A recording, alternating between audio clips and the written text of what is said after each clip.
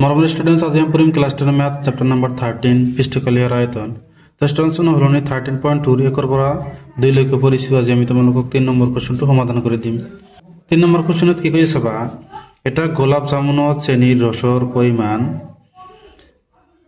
ইয়াৰ আয়তনৰ 30% 5 centimetre দৈৰ্ঘ্য আৰু 2.8 centimetre ব্যাসৰ দুই মূৰে দুটা অৰ্ধগোলক যুক্ত এটা বেলুন আকৃতিৰ 45টা গোলাপ জামুনত প্ৰায় কিমান ৰস থাকিব নিৰ্ণয় কৰা তো স্টুডেন্ট আমাক কি কৈছে ইয়াত মানে কিমানটা গোলাপ জামুন আছে 45টাত কিমান ৰস থাকিব সেইটো আমাক কি উলিয়াব লাগে তো প্ৰথমত আমি এটা উলিয়াম তাৰ পিছত আমি গোটেইবিলাক উলিয়াব পাৰিম তো সাবা স্টুডেন্টস তোমালোকক কাম কৰি দিম তাৰ পিছত কোশ্চনত কি কৈছে এই চিত্ৰটোৰ দুই মূৰত কি অৰ্ধগোলক আছে তো অৰ্ধগোলক আমি চাম অৰ্ধগোলকটোৰ ব্যাস কিমান দি আছে 2.8 সেন্টিমিটাৰ আৰু এই বেলুনটোৰ উচ্চতা আমাক কিমান দি আছে 5 সেন্টিমিটাৰ তো সাবা স্টুডেন্টস তোমালোক সলভ কৰি দিম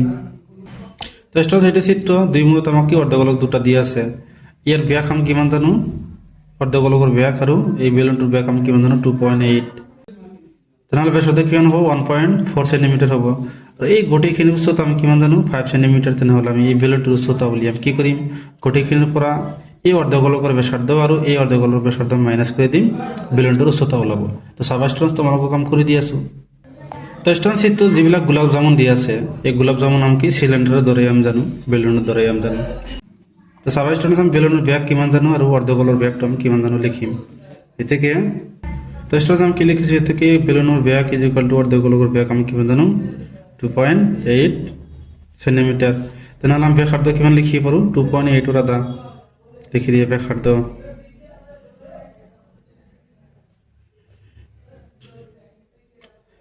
আর ধরিবা ইজ ইকুয়াল টু 2.8 ডিভাইড বাই 2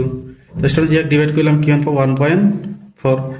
তো স্টুডেন্টস এটো পয়েন্ট দিয়ে আছে ভগ্নাংশ লিখিম তেনেহলে আমি কিমান লিখি পাৰো 14 ডিভাইড বাই 10 লিখি পাৰো আমি 1.4 ক আমি 14 ডিভাইড বাই 10 লিখি পাৰো এটা আমি সেন্টিমিটাৰত লিখিম এটা হল কি আমাৰ ব্যাসাৰ্ধ তো সাবা স্টুডেন্টস বেলুনৰ উচ্চতাটো উলিয়াম কেনেকৈ উলিয়াম এই গোটেইখিনিৰ পৰা অৰ্ধগোলক দুটাৰ ব্যাসাৰ্ধ মাইনাস কৰি দিম আমাৰ বেলুনৰ উচ্চতা ওলাই যাব তো সাবা স্টুডেন্টস আমি লিখিম যে বেলুনৰ উচ্চতা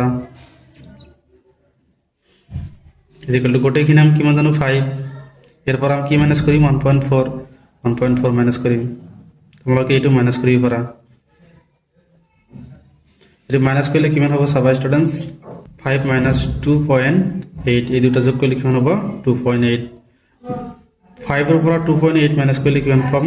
2.2 সেন্টিমিটাৰ তেনেহলে বেলুনৰ উচ্চতাটা আমি কিমান পাইছো 2.2 সেন্টিমিটার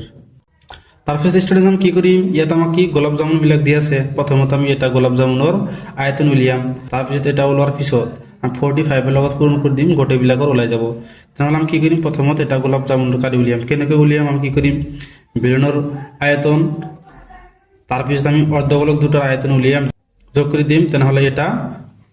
গোলাপ জামুনৰ কালি ওলাই যাব তাৰ লগত আমি 45 টো পূৰণ কৰি দিম চাবা তো সাবস্ট্যান্স নাম কি লিখিছো এতেকে এটা গোলাপ জামুনৰ আয়তন ইজ ইকুয়াল টু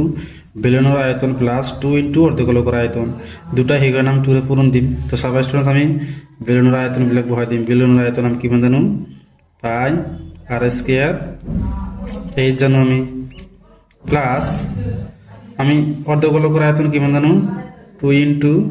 2 ডিভাইড বাই 3 পাই r কিউব আমি সেন্টিমিটারটা আমি কি বল দেখিম যেহেতু আমি আয়তন ওলাই আছো তো চাবা পাই আর স্কয়ার তো আমি কমন লব পাৰো ইয়াত কিমান থাকে h থাকে ইয়াত কিমান থাকে 2 ইনটু 2 ডিভাইড বাই 3 ইনটু কিমান থাকে r দুটা কমন ললে সেটা থাকিব সেন্টিমিটার কিউব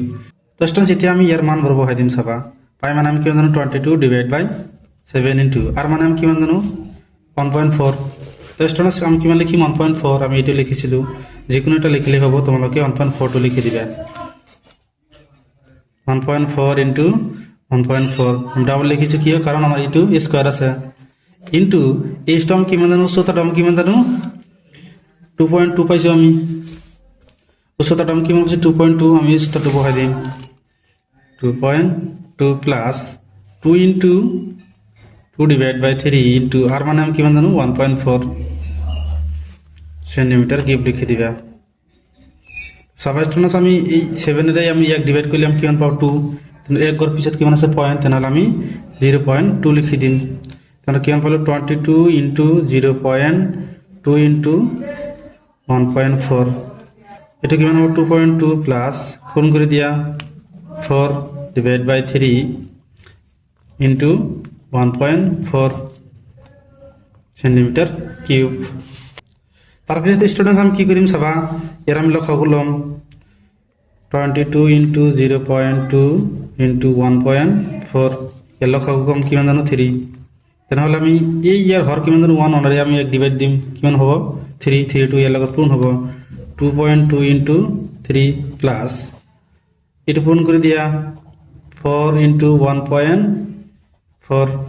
তো স্টুডেন্টস ইয়ার হর কিমান আছে 3, 3 দিয়ে এক ডিভাইড করলে কিমান জানো আমি 1 1 2 এর লগত পূরণ হব সেন্টিমিটার কিউব। তো স্টুডেন্টস গোটেইখিনি তোমালোকে পূরণ করে দিয়া, পূরণ করলে কিমান হব চাবা, ইয়াত আমি পূরণ করে দিম 2 ইন্টু 0.2 4 4 এক ঘর ক্যান্সেল 0 0 4 4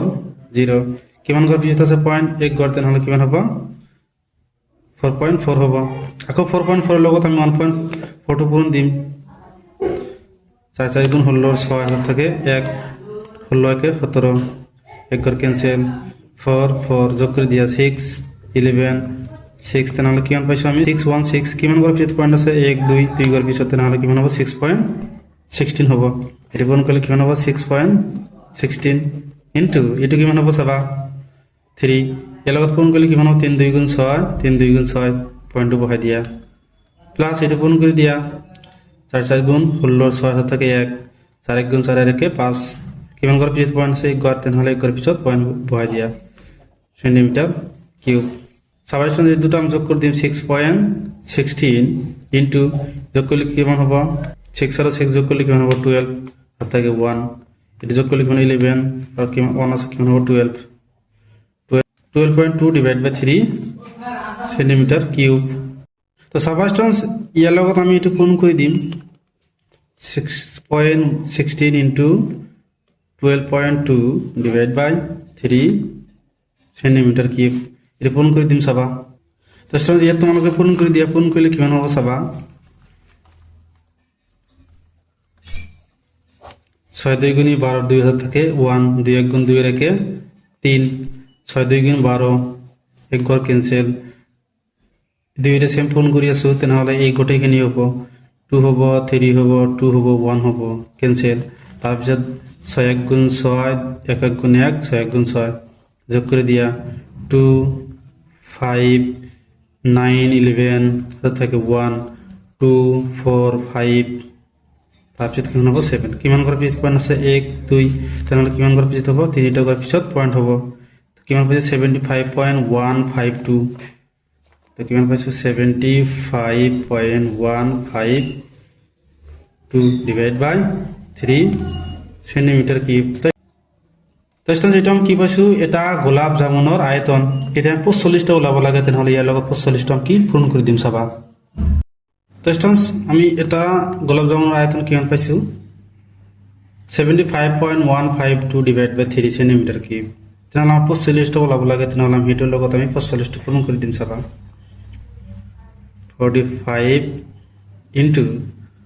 75.152 ডিভাইড বাই 3 সেন্টিমিটার কিউব। তো স্টুডেন্টস এই 3 আমি এক ডিভাইড করি পারো কিমান পাবো আমি 15, 15 এর লগত আমি এটা পূরণ করে দিম চাবা। চাবা স্টুডেন্টস যে তোমালোকে পূরণ করে দিয়া এটা আমি এনেকুৱা পাম 15 ইন্টু 75.152 সেন্টিমিটার কিউব, এটা আমি পূরণ করে দিম চাবা।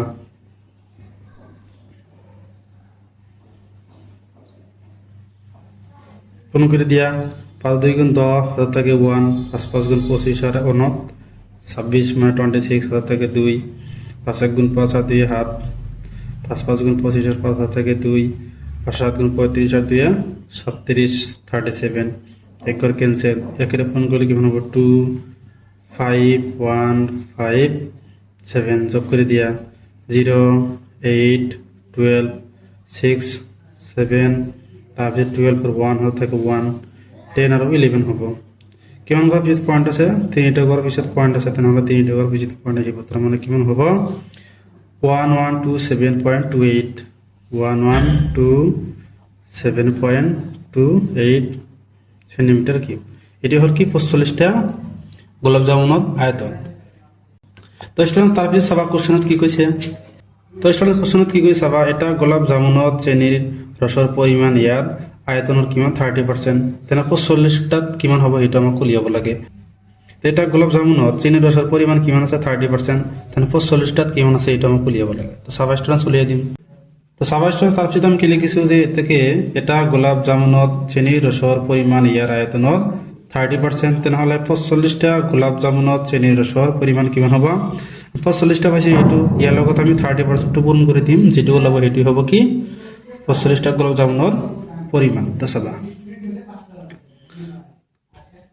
30% আমি কিমান লিখি পাৰো চাবা ইনটু 1127.28 সেন্টিমিটাৰ কিউব তাৰ 30% আমি কিমান লিখি পাৰো 30 ডিভাইড বাই 100 লিখি পাৰো ইনটু 1127.28 সেন্টিমিটাৰ কিউব আমি এ 0 আৰ 0 ক্যান্সেল কৰি পাৰো তেনেহলে কিমান থাকে 3 ইনটু 1127.28 ডিভাইড বাই 10 সেন্টিমিটার কিউব তো চাবা স্টুডেন্টস আমি কি কৰিম 3 ৰে গোটেইখিনি পূৰণ কৰি দিম চাবা কিমান হ'ব 3 8 গুণ 24 4 হাত থাকে 2 3 2 গুণ 6 2 8 তাৰপিছত 7 2 পূৰণ কৰিলে কিমান হ'ব 3 7 গুণ 21 1 21 1 হাত থাকে 2 3 2 গুণ 6 2 কিমান হ'ব 8 কিমান হ'ব 8 1 3 1 গুণ 3 3 1 গুণ 3 তেনেহ'লে আমি কিমান পাইছো 3381.84 সেন্টিমিটার কিউব ডিভাইড বাই কিমান হ'ব 10